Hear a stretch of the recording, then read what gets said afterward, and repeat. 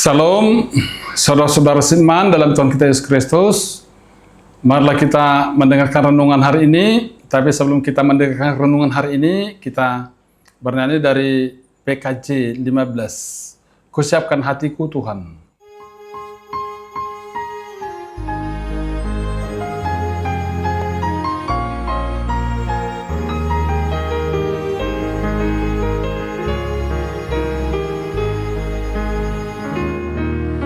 Siapkan hatiku Tuhan menyambut firman-Mu saat ini.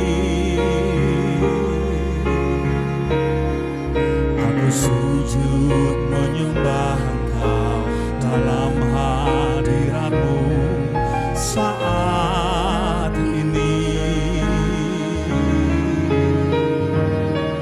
Curahkanlah pengurapan-Mu kepada umat-Mu saat ini. Ku siapkan hatiku Tuhan mendengar firman-Mu. Firman-Mu Tuhan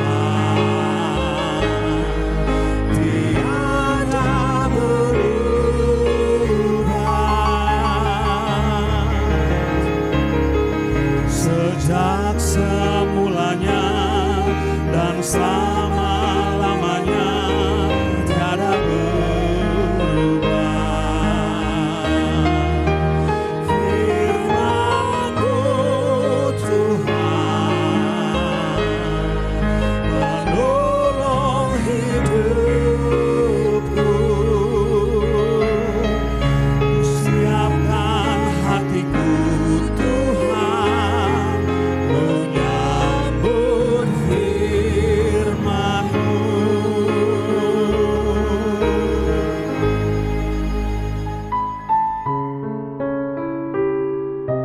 Kita berdoa.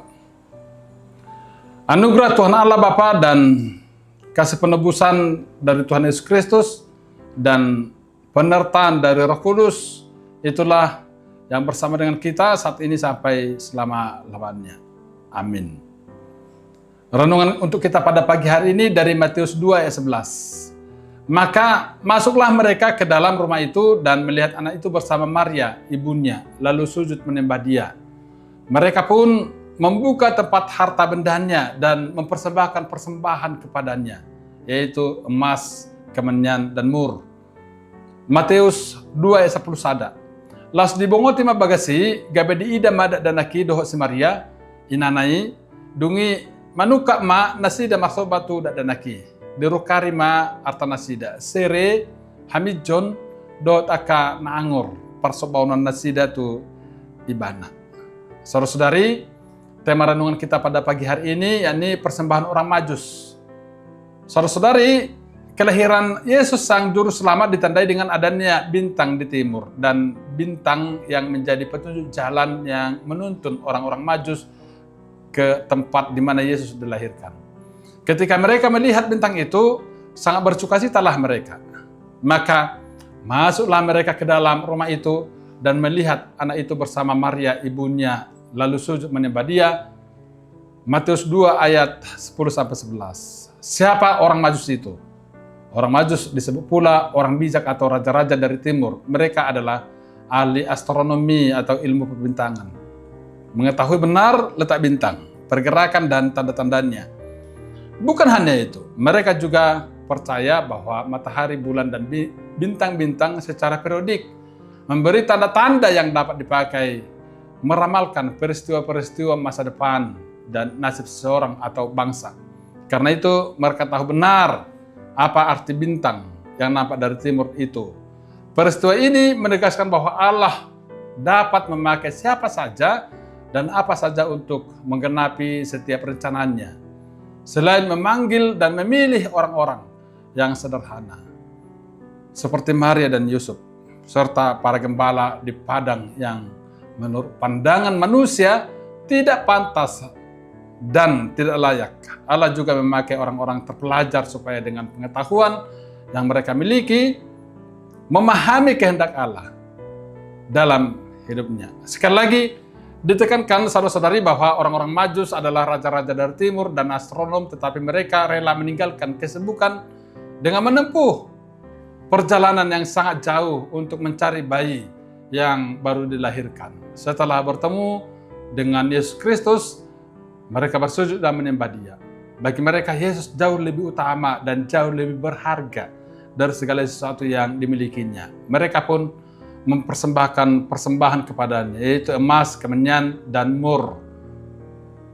Saudara-saudari, emas gambaran dari barang yang berharga, kemenyan berbicara tentang pujian dan penyembahan, sedangkan mur berbicara tentang ketekunan. Betapa tekunnya orang-orang Majus mencari Tuhan yang lahir di Bethlehem. Mereka berjalan begitu jauh dan mempersiapkan pemberian yang sangat tepat menggambarkan pelayanan Tuhan Yesus di bumi. Mereka mempersembahkan emas, lambang kemuliaan yang dengan tepat menggambarkan kemuliaan Tuhan Yesus Kristus. Mereka juga mempersembahkan kemenyan yang melambangkan doa yang dipanjatkan kepada Allah. Tuhan Yesus memanjatkan doa syafaat bagi para pengikutnya karena mereka itu bahagian menunjukkan iman para Majus untuk menggambarkan karya ilahi dengan pemberian kemenyan. Hal yang terakhir yang mereka persembahkan adalah mur. Ini merupakan rempah-rempah untuk menguburkan orang mati. Mereka memberikan persembahan ini sebagai tanda bahwa Tuhan Yesus Kristus mati di dalam menggenapi panggilannya untuk menebus umat Tuhan. Saudara-saudari yang kekasih, orang-orang Majus adalah contoh yang baik bagi semua golongan di Israel yang merasa diri lebih dekat dengan Tuhan dari siapapun. Para Majus menyelidiki dengan seksama ketika ada fenomena langit yang tidak biasa. Mereka akhirnya memutuskan untuk berangkat dan tanpa mengenal lelah terus mencari tempat di mana Kristus dilahirkan. Berbeda dengan Herodes Agung, raja yang penuh dengan kelicikan. Semua koreksi yang dimilikinya dan hubungan yang dimilikinya dengan para pembesar di Roma telah membuatnya memegang pemerintahan di daerah Yudea. Herodes walaupun memiliki banyak keahlian, terutama untuk memugar bait suci, orang Israel menjadi bait yang dengan kemegahan yang luas, yang jauh lebih besar dari bait suci yang dibuat oleh orang Israel saat kembali dari pembuangan. Kedudukan dunia, nama besar, dan semua permainan politik yang dia lakukan menunjukkan bahwa dia adalah tipe pemimpin dunia yang pasti akan dihakimi oleh Allah. Demikian halnya dengan ahli-ahli Taurat. Mereka rajin meneliti segala sesuatu. Mereka rajin menghafal kitab Taurat, mempelajari tafsiran atas Taurat, bahkan ahli di dalam mengajar Taurat. Tetapi meskipun demikian, mereka tidak punya kepekaan rohani. Mereka tidak tahu ketika anugerah telah datang kepada mereka. Mereka tahu tetapi tidak menyambut. Mereka tahu karena terdapat di dalam kitab suci yang mereka selidiki. Tetapi mereka tidak tergerak untuk menyambut kedatangan Sang Mesias. Inilah kelompok orang yang hanya berbicara tentang tema-tema teologis, studi dengan sangat teliti dan bergelar tinggi. Tahu begitu banyak hal, tetapi tidak mampu membuat sinkron antara apa yang diketahui dengan pernyataannya di dalam hidup mereka. Pengetahuan yang tidak dinyatakan dalam hidup adalah bukan pengetahuan dari Alkitab. Jadi, mari belajar, mari sungguh-sungguh mengerti, dan mari sungguh-sungguh menyatakan kepada Allah pengertian itu dengan hidup yang berkenaan kepada Dia. Orang-orang Majus yang sangat giat mencari tempat kelahiran Mesias untuk mereka boleh datang dan menyembahnya. Oleh karena itu, pada renungan ini disampaikan pesan bagi kita.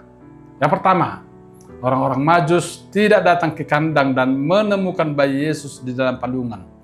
Ayat ini mencatat bahwa orang Majus atau mereka yang datang ke rumah itu memang tidak disebutkan secara eksplisit dalam Alkitab bahwa Tuhan Yesus dilahirkan di kandang domba hanya karena bayi Yesus dibaringkan di dalam palungan yang seringkali membuat orang menggambarkan bahwa Yesus Kristus lahir di kandang domba. Orang-orang Majus datang dari tempat yang jauh. mereka mengorbankan banyak hal, melewati banyak tantangan dan kesulitan selama perjalanan untuk datang dan bertemu dengan Yesus Kristus di dalam rumah kecil di Bethlehem. Yang kedua, orang-orang Majus sujud menyembah Yesus, menyembahnya dan membawa seluruh bagian diri dan hidup hanya untuk menyembah Yesus.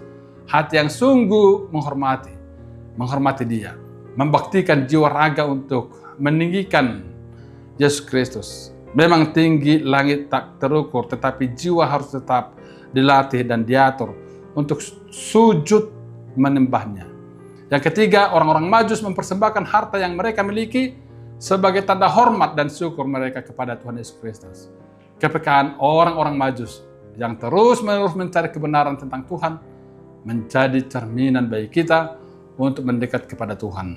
Lebih daripada kehausan dan kerinduan akan hal-hal yang lain, biarlah kita memiliki iman yang sejati dan dorongan yang giat untuk menghidupi apa yang kita imani. Inilah yang mendorong kita untuk menjadi orang Kristen yang sejati dan yang peka terhadap kehendak Tuhan. Amin. Kita berdoa.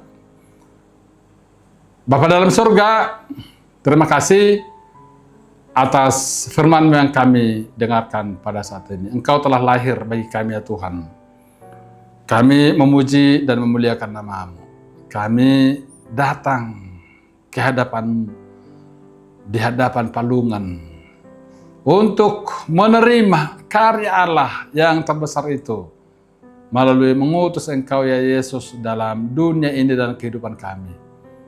Karena kami beroleh kekuatan, kami beroleh berkat, kami beroleh sukacita atas hikmat daripada kelahiran-Mu. Terpujilah nama-Mu yang kudus. Berkatilah kami ya Tuhan dalam kehidupan kami. Dan kami beroleh sukacita yang luar biasa oleh peringatan akan peristiwa kelahiran-Mu. Dan kami sudah bersukacita atas peristiwa Natal yang sudah kami ikuti di tahun ini. Kiranya sukacita itu menggelorakan hati kami ya Tuhan di masa yang akan datang. Terima kasih Bapa di sorga, dalam Kristus Yesus kami berdoa. Amin. Kita bersama dalam doa Bapa kami. Bapa kami yang di sorga, dikuduskanlah nama-Mu, datanglah kerajaan-Mu, jadilah kehendak-Mu di bumi seperti di sorga. Berikanlah kami pada hari ini makanan kami yang secukupnya, dan ampunilah kami kesalahan kami, seperti kami juga mengampuni orang bersalah kepada kami. Dan janganlah membawa kami ke dalam pencobaan, tetapi lepaslah kami daripada yang jahat, karena Engkau punya kerajaan dan kuasa dan kemuliaan sampai selama-lamanya. Amin. Anugerah daripada Tuhan Allah Bapa dan penebusan dari Tuhan Yesus Kristus dan penyertaan dari Roh Kudus, kiranya itulah yang menyertai hati kita saat ini sampai selama-lamanya. Amin.